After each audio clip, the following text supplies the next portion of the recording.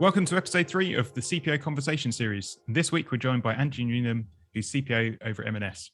Andrew was previously at ITV, Vodafone and UBS. Andrew, great to talk. Great to be here, Rich. Looking forward to it. Let's start at the beginning. You graduated with a first in economics. Why did you choose procurement? That's a good question. Well, interestingly, I came out of I was at University of Sussex, and I went through the milk round to get a place on a graduate trainee scheme, like a lot of people do. And I did economics, like you say, I got a first, and I actually got 2 offers. One was at BT on the graduate training scheme in procurement. One was at Southern Electricity, as was at the time, to be a trainee economist. And do you know, when you're young, these things turn on a sixpence, really. I really enjoyed the interview process at BT. I met some people who I thought were really interesting, and their graduate trainee scheme was really structured and just gave you some experience that wasn't just procurement in a more business wider context. And it just seemed really interesting. And, I think I just thought it will open up more doors and open up a better future rather than focusing on economics. Whether I look back on that now and it would have been an interesting decision had I gone the other way. So it was one of those things that you make these career decisions, make life decisions, don't you, on a hunch sometimes? And it was like a lot of people. I think it's probably true about a lot of people who've got senior roles in procurement. You're not necessarily start from a young age thinking that's what you're going to do, but fate causes you to make the decision. And what is it you enjoy most about procurement? Making a difference. I think a lot of businesses, and M&S is the same. You have some kind of people survey. And I often say this to people. You get the results from a people survey. You often have actions. You talk about learning and development. You talk about hygiene factors of the business you're working in. How can you improve things? How can you get your scores up? But actually, what really counts, I think, for people's satisfaction, and this includes me, when you're talking about a job and you're thinking about a role, is the direct relationship between the work you do and the difference you can make at any one business. And I think in procurement, you can see that direct relationship. We do a good job, it affects the business's bottom line. And I do actually think fundamentally that recognition for you and for the team actually is something that just goes a long way for both enjoyment, satisfaction, respect in a business. That's probably the number one thing I'd say that I really enjoy about working this function. What sort of things do you do outside of work? I've got a young family. That takes up a lot of time. I do quite a lot of cycling. I usually go on a cycling holiday every year with my friends abroad. I coach my daughter's under-12 football team. So that takes up Saturday afternoon training and Sunday morning matches. And with the kind of the rise of girls/women's football, that's just becoming even more full on with the amount of girls that just want to play football and the amount of the way it's just like taking off. It's become something that, the club that I work with, we've gone from having 2 teams at one age group to like 20 teams at 6 different age groups over a matter of 2 or 3 years. And it's just growing and growing. I think it's an amazing thing to be part of. And I love it. Got 2 daughters myself, so it's great to see that's coming through. Yeah, you should get them into football. They'll love it. My daughter supports Arsenal. I support QPR, but I couldn't persuade her to support QPR. She supports Arsenal, so I haven't done everything right. Do you think there's more we could be doing to get more women into procurement? One of the things here that I think that actually, I guess COVID has really helped and will help that kind of gender equality in the future is that kind of flexible working. Yeah. Because you can have all the policies and processes you want, but actually what you need for both men and women to just get the best out of people is to give them a level of flexibility in the role. Yeah. And allow them to feel that they can do their best in the role with the way of working that suits them. It's got to work for the company as well. It has got to work both ways. You've got to work in the industry that you work in. There's no doubt about that. But I actually think that's one of the things that will, in the kind of short and medium term, that kind of flexibility of working practices that was brought about by COVID is kind of the one thing that will help all sectors, not just procurement, but clearly procurement as well. And I think that's always been, that kind of being in the office 5 days a week if you've got a young family is a tough thing for anybody. And I think we've kind of, most businesses now are operating at the very least some kind of hybrid working, which will definitely help that. You advocate for a more central role for procurement in driving strategy. How do you go about that? How do you bring around the stakeholders who own that strategy, and how do you measure your success? I've been asked this a few times, actually, especially with people looking at it from a point of view of someone almost in a smaller kind of procurement team or within a smaller company. And I always answer the same thing, which is you do need to build solid foundations. Before you start saying things like, I'm going to influence strategy. I mean, that's quite a big statement to make for anybody. Procurement is all about impacting the P&L, getting value for money, selecting the right suppliers, and managing those suppliers so that you get as good a value for money in the pre-contract stage, and then you make sure that you continue to get that good value for money throughout the life cycle of the contract. So you need to have all those basic things in place, right? You need good data, you need good people, you need a good process, and you need to be able to show and showcase what a good job you do in terms of looking after the company's money. So you need to do, I wouldn't say, unless you've got those solid foundations in place, you shouldn't be talking about how you're going to influence strategy. I think once you have got that, though, it's about, and this is possibly one of the most overused phrases in business at the moment, but that kind of business partnering almost inevitably leads to that. You understand, you understand the contracts, you're working, you're the commercial advisor to the business, you're working closely with operational people.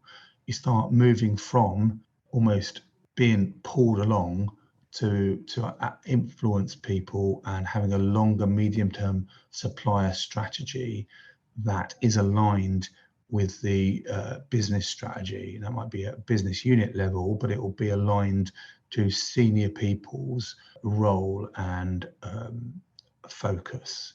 And then, clearly suppliers are a key part of any business and any business's success. So then we are as a procurement team, any procurement team, in a pretty unique place, because you do see opportunities for change and opportunities for business improvement and process efficiency right across the business, rather than in a much more vertical way, which is the way some business units can see it. So you have an opportunity to influence, and you have an opportunity to look more long term and to engage with business and how we manage suppliers and how that in fact impacts business success. I actually think it's the natural progression of a really good procurement team. It's one of those things, like if you're not moving forward, if you're not evolving the way you work with the business and and are seen as the business, then in reality you're going backwards, and you need to be evolving the whole time. I think it's really important, and I think that actually more and more procurement teams are thinking like this. It's about how do we influence the wider business scope. Having said all that, it's hard. That's what I would say. Some people welcome your input. Some people want you to get on with the negotiation. So actually, this is something that it's an evolutionary process that you build over time, and you build it with consistent results, consistently understanding the business, and being close to the business and understanding how you can help them. And actually, aligning your objectives, aligning the procurement strategy to deliver that goal. That's the thing, right? You as a procurement team, all procurement teams, all teams, you'll always deliver your objectives. I'm a real believer that, I deliver the objectives the CFO at M&S gives me, and my team will deliver the objectives I give them. We need to be clear about the direction we're going, and people need to be engaged in that, understand what it is, and they'll start changing the way they do business, and over a period of time, that's how you, another overused word, transform. That's how you transform the procurement team. What's the one thing you want your CEO to know about procurement? Glibly, I want him to know what we are, what we're about, what we're trying to achieve. It's really easy when you're in a procurement team. I guess actually I've got experience in procurement, but quite a lot of central functions, this will be true about, to produce a balanced scorecard with lots of numbers on it. But actually what I really want him to know is what we're about, what's our strategy, where we're trying to head.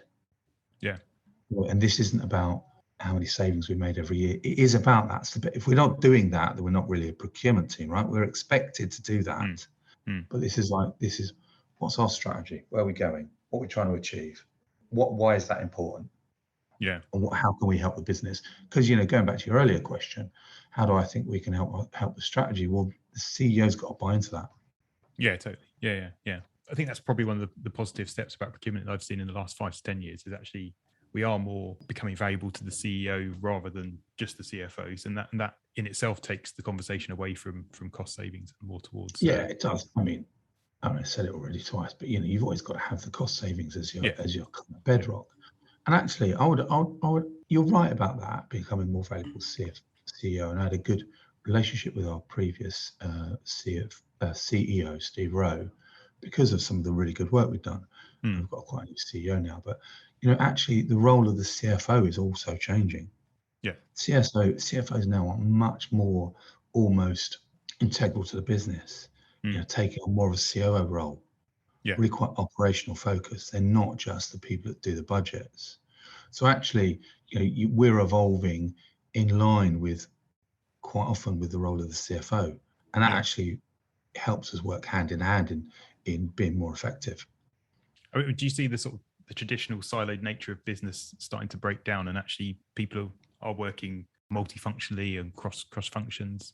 I don't know about that. I think yes is in some ways, in that you almost can't do things in isolation very easily in a multifaceted business. That is true. But at the same time, and this is probably right, by the way, people need to be driven to deliver their piece of the pie, and not try and influence everything. There is a piece here about this is my job. I'm going to try and deliver this. This is and actually to be effective, you do need to be quite single-minded sometimes.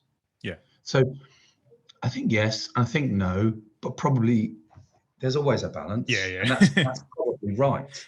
There should never really be any sort of polar answers on anything, should there? Because it's always a bit of a balance. So I hesitate to answer that, but only because I think it's probably, if you've got everybody wanting to have an influence in every decision, that's probably not a very effective organisation, to be honest. So I've seen that in certain organisations where, hiring high caliber individuals, but then not giving them sort of a clear view on what their actual role is, and then that can be quite chaotic in itself.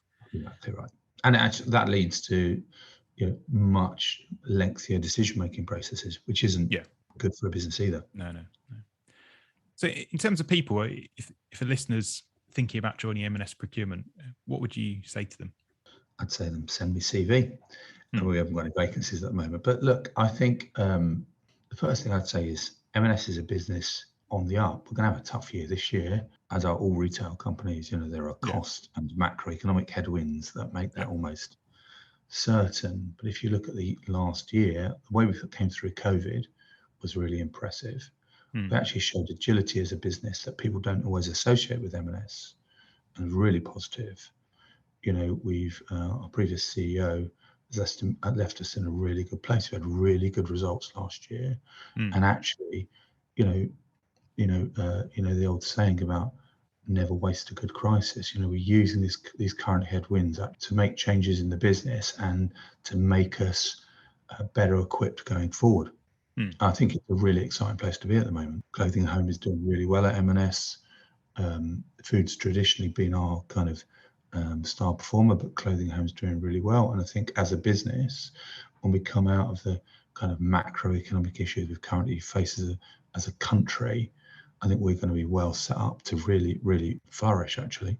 And within that, procurement, we've done a great job in, again, we've used COVID and we've used new CFO to just make the place of procurement at M&S much more front and center. And I think that, as a function, we're just much more relevant to a business that is all about revenue and all about increasing margin. But one of the ways you do that is to maintain control of your cost base, and we'll keep up. In terms of people, what is it you look for in your team? What are the sort of key skills that you're looking out for? Part of me says, I can give you a list of those, but actually I always think this is true, and I actually think this is true when you're choosing a supplier. Cultural fit. You've got to you can be really good at your job and not be able to perform at an organisation. You've got to bring whatever organisation you're at, and I'm at M&S at the moment, but if I was somewhere else, you've got to find people who will be able to deliver and perform in the culture of the organisation you're working at. So that's what I look for most. I take it as a read. If we get a good candidate come forward, they know about negotiation, they know how to run an RFP. Increasingly, the expectation is that they can influence stakeholders at a very senior level. That is something that I don't think that traditionally has always been a strength of a lot of procurement people. But actually, I think you can do all those things, but if you can't do them at M&S and fit in our culture, then you won't be successful. And that'll always be true. Like I said, I'd be the same if I was sitting here doing an RFP for, the outsource of some function. I'd be looking at, well, will this company work well at M&S? Will they be able to deliver to M&S? And I think that's my number one. It's always my number one thing. And it'll be the number one thing if I was going for a role. It'd be the number one thing. You've got to work with the people who are at the business. You've got to be able, you've got to be able to deliver within the environment. The M&S is multifaceted, is something where you've got to negotiate with a lot of different stakeholders. It's quite hierarchical, but it's very delivery focused, actually. And if you need to be able to fit into that kind of retail, and this, Rich, right? Some of the people that have joined us who've not come from a retail background sometimes take a little while to just assimilate themselves into the kind of fast moving retail pace. We're going to do this. We're going to do it quickly. We haven't got months to do it. You need to make a decision. You need to influence. You need to be able to get it done. And that real cultural that I suspect is prevalent through all retailers is something that not everybody enjoys. And that isn't a criticism. That's just one of those things. It's horses for courses. I think you've definitely got procurement people. There's a spectrum, isn't there? There's the sort of the more process oriented procurement people. There's the more people oriented, and then I think that sort of the relationships, the networking, that's the sort of thing that procurement really needs in order to drive itself forward. You need all of those people, right? That's it. That's the other answer to the question, is that what you don't want is a team full of cookie cutter procurement people who are all very similar. No. You need, we use the insights model here, the insights colours model here. And we used to do that when I was at ITV as well. I'm a real big believer in it.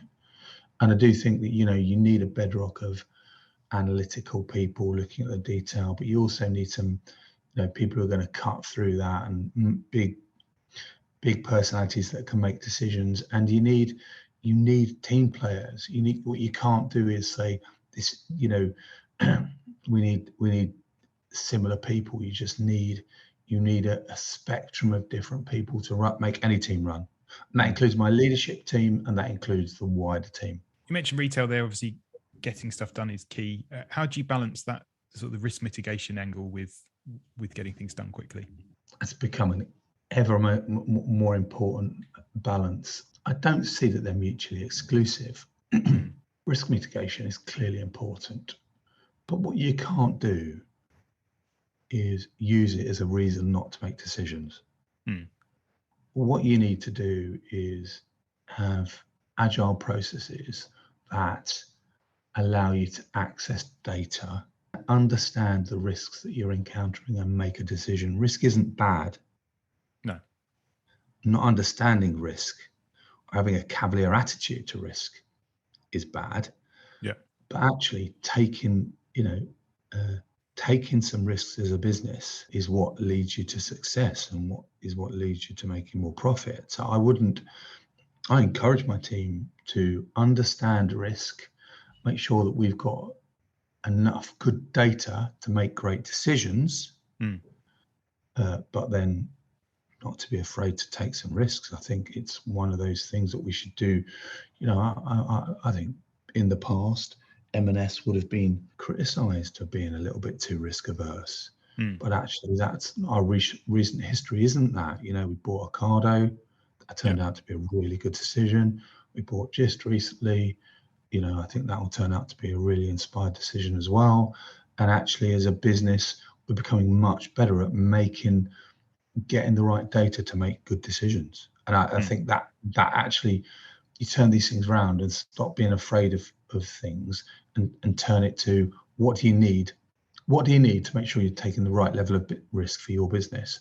And actually, there's one of those things that we're actually, as a, procurement, M&S reports to finance.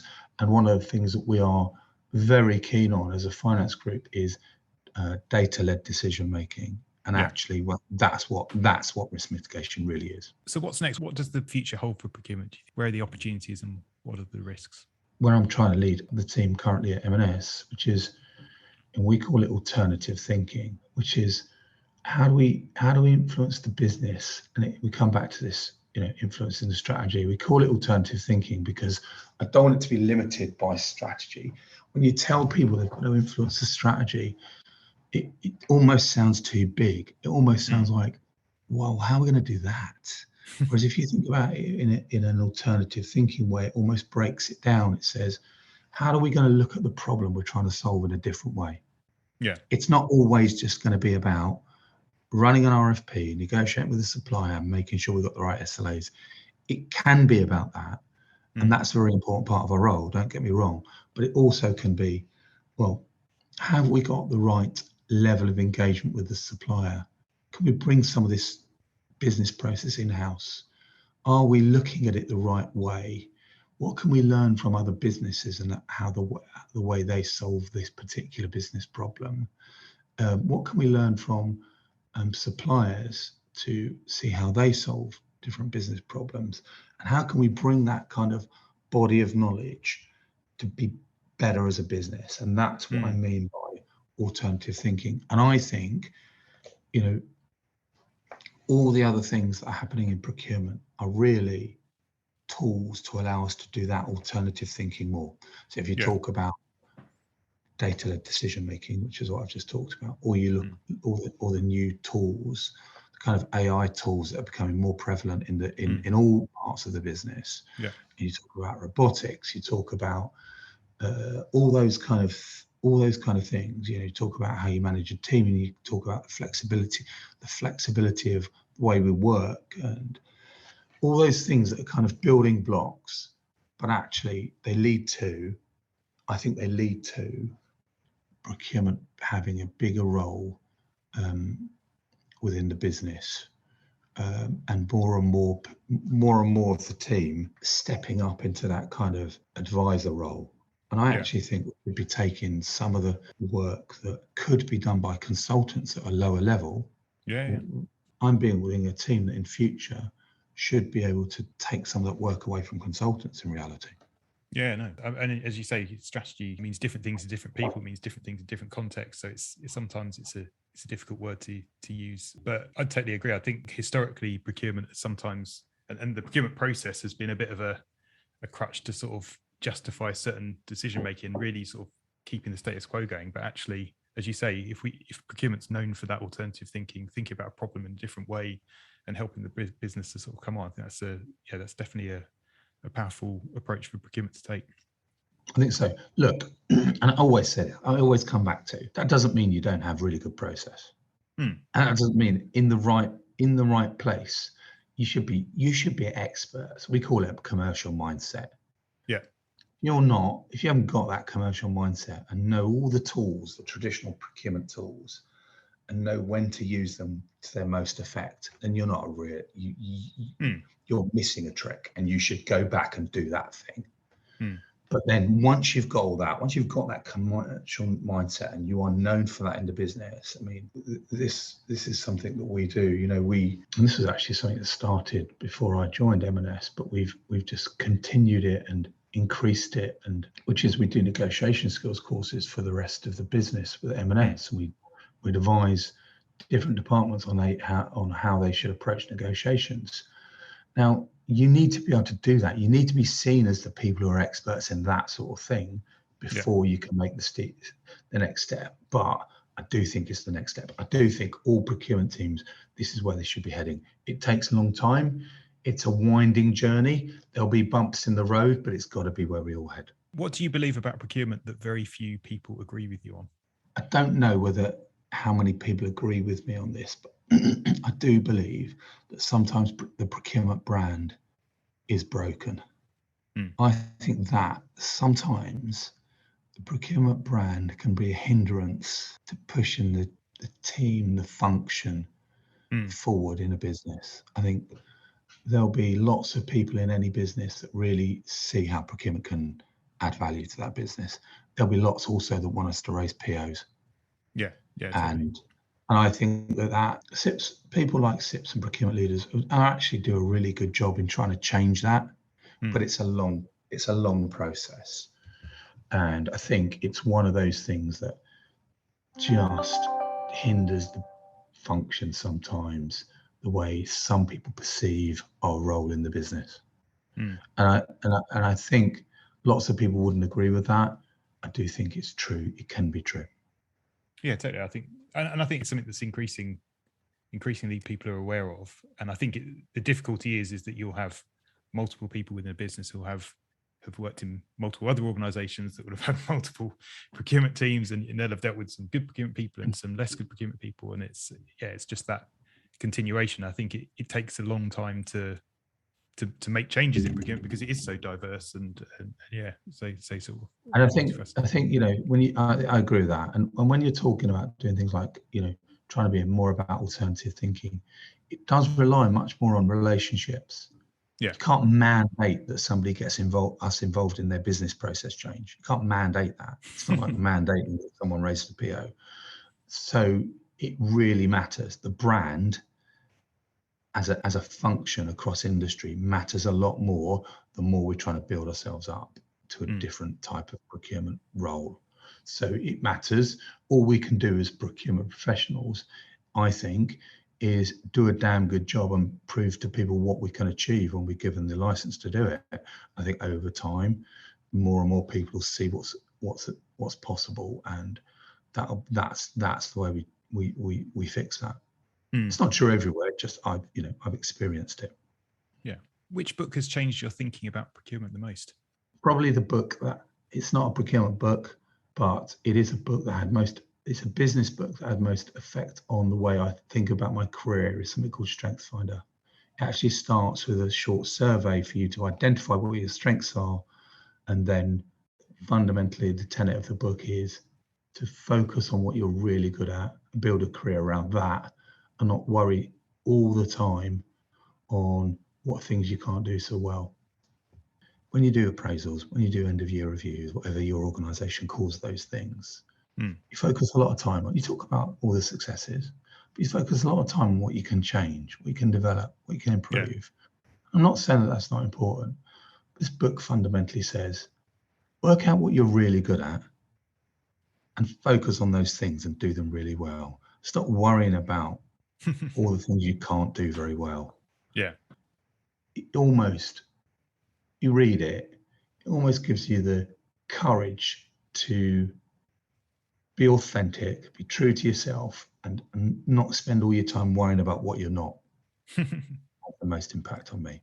That's a brilliant approach, I think, because you can. I think in the past we've been guilty of recruiting very similar people and then sort of really drilling down on what the weaknesses are and trying to get them to improve their weaknesses. But actually, if you've got a more diverse team with all the different strengths and really focus on those strengths, then you function better as a team, don't you?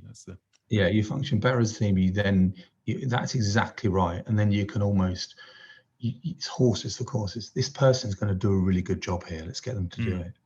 And everybody feels better about themselves and the function performs better. Brilliant. Well, Andrew, thanks very much for joining us today. Really appreciate your time.